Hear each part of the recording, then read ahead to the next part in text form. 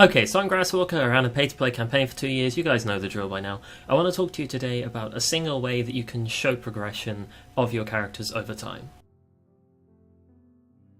So what I'm trying to explain to you guys is revisiting old content, and the way you do that is, first of all, you need to set a standard. You need to show them what the old content is. So here's an example from my campaign.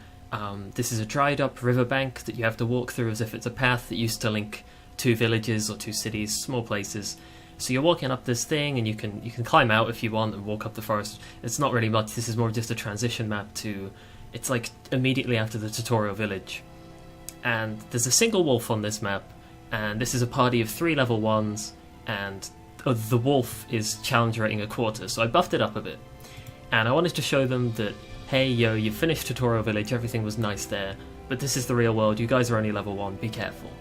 So this wolf wasn't going to be hostile. It has advantage on perception checks, so it immediately spots them in the middle of the day walking up the riverbank.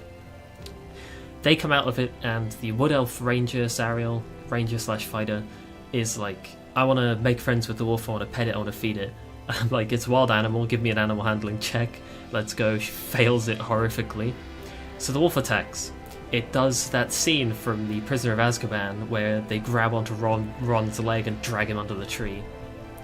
Does exactly that. Grapples Sariel, drags her under the tree into like this nest/den. Wolf's on its own, so it does like a bit of a bite attack. She takes a little bit of damage. She's at like half health, level 1s only have 10 health. The rest of the party's like, oh shit, Sariel just got Ron Weasley'd into the tree. They try and run after, but obviously they can't all fit in there at once, so they're doing like ranged attacks on this like small enclosed dark area, trying their best. Wolf takes a couple more bites, Sariel goes unconscious. They manage to goad the wolf out by like attacking it, running.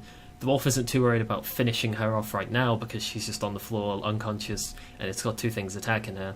But basically the party really struggled with a single wolf. It wasn't the quarter challenging wolf, I buffed it up, I gave it some special actions so it didn't get 3v1 wrecked. I think I gave it a bit more HP by rolling and it had about 15 HP. So I set the precedent that, hey, at level 1, a single wolf has the potential to knock down a party member, do damage to the other 2 party members, and you'll barely kill it, and it's like nearly a deadly encounter if you don't play your cards right. That's the precedent, that's the standard, that's what I showed them the content was. So now that you've established that previous content at level 1, you can revisit that content. It doesn't have to be that content exactly. In this example I'm going to give you, we're not in that same river. Instead we're in the woods, and the party's going to... They've been chasing this ranger and this druid for a while, they're trying to stalk what's going on. Basically there's a logging camp, the trees have attacked the people in the logging camp has paid the party to investigate. They're about level 7 or 8 at this point, so they're a long way away from getting wrecked by a single wolf. But they don't know that because they haven't fought a single wolf, because if I throw a single wolf at them they're going to one-shot it and nothing's going to happen. They're going to think like, oh, that's funny, look how far we've come. But a better way to approach that, I think, is this map.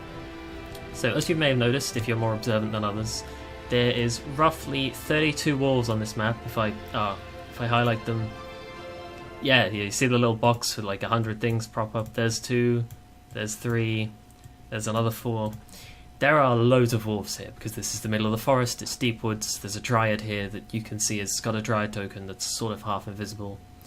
So the party rocks up, they offend the druid, they offend the ranger, they're like, fuck you, fuck trees, attack. The ranger and the druid immediately die because they only have like 25 and 43 health. The dryad starts to fight, and she summons the beasts of the woods, which is these 30 wolves. 30 wolves run out.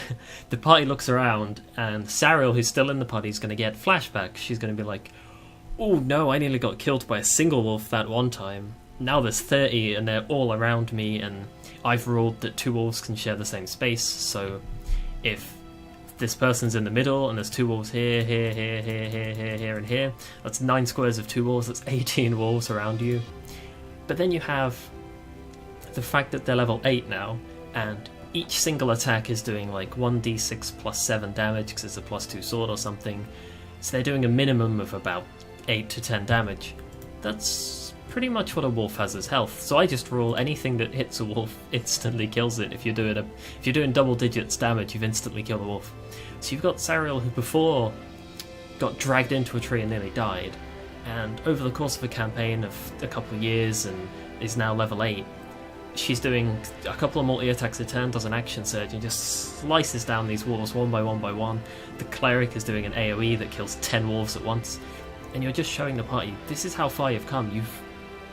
10 months ago you struggled with a single wolf, and now here you are decimating the ads of 32 wolves that are just background noise to this dryad fight. They're not even concerning to you, they're rarely hitting even with advantage. Even if they do hit, they don't do much damage, and even if they do hit and do damage, you have counter-attack Battlemaster maneuvers to instantly kill the guy that hurt you.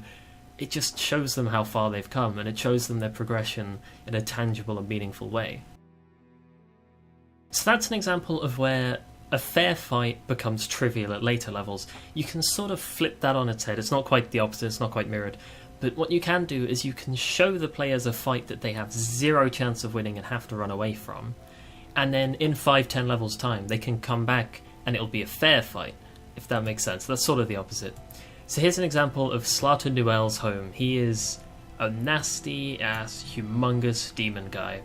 And the party found his, it's just a door to his realm of the plane of the demons. I'm not super versed on D&D lore, so don't bite my throat out. I sort of just homebrewed most of it because I have a specific thing in my head about Warcraft demons. D&D has its own thing with all the different planes and the 9 hells. Basically, they come through this door, these giant green hands wave them in. If they tried to leave, the hands block the door. They try to attack the hands, they hit them, do a little bit of damage, the hands slap them back. This foggy area started doing bits of damage to them so that it forced them out into the main room. They immediately found this, which is, I basically explained it after a really good Arcana check as the circles of teleportations, except it can go across planes. So immediately they're thinking, alright, this guy has 9th level spells in his living room. Our cleric highest spell is 5th level, so we're immediately out of our depth. Then they see this guy who's 20 by 30 feet. He's got 4 legs, a humongous torso, this massive green plated glass looking armor. He's just got a hole in his stomach that just goes into eternal depth with a bit of darkness swirling around. He's got this scythe with green hellfire on it. They're looking at this guy, they're like, yeah, I mean, we killed a young red dragon the other day and that was a really tough fight, but this guy looks way out of our depth. And they were level 9 at the time when they encountered this, and the campaign never got long enough for them to revisit this because I just ended up not feeling it anymore and the campaign ended up coming to a close. But they could have revisited this in, say, 8 to 10 levels when everybody's level 20, and then this would have been a fair fight. But you can show your players stuff like this. So at level 1, you can show them stuff like a dragon asleep on a tower, and it's just in a coma state on the tower, covered in gold, just chilling. And the players will look at that and they'll think, yeah, we can't kill that, but we might come back to it. If I switch to the world map, there's actually 2 points of interest marked from low levels where the party realised there's something here that's humongous. So there's this dwarven village of Dumalon. It's more of the capital city of a certain clan of dwarves, and they have an elder green dragon lair at the top of the mountain. And they thought, first of all, there's no way we're getting up that mountain. That's deadly terrain, even for dwarves. We're level 3, we've got no hope. So they didn't worry about it, but they took note of it. They thought, alright, if we ever need to kill an elder green dragon, or if we ever need to make a deal with one, it's there. It's way out of our level range, it's in another zone of existence, it's nothing to do with us now, but we know of it. And it's nice to have these things in the world, because it makes the world more realistic. The world isn't going to have nothing but level 1 bandits, goblins, wolves, little trogs. Then you level up a bit, and then the world only has elite bandits, trolls, ogres, and Goliath, stuff like that.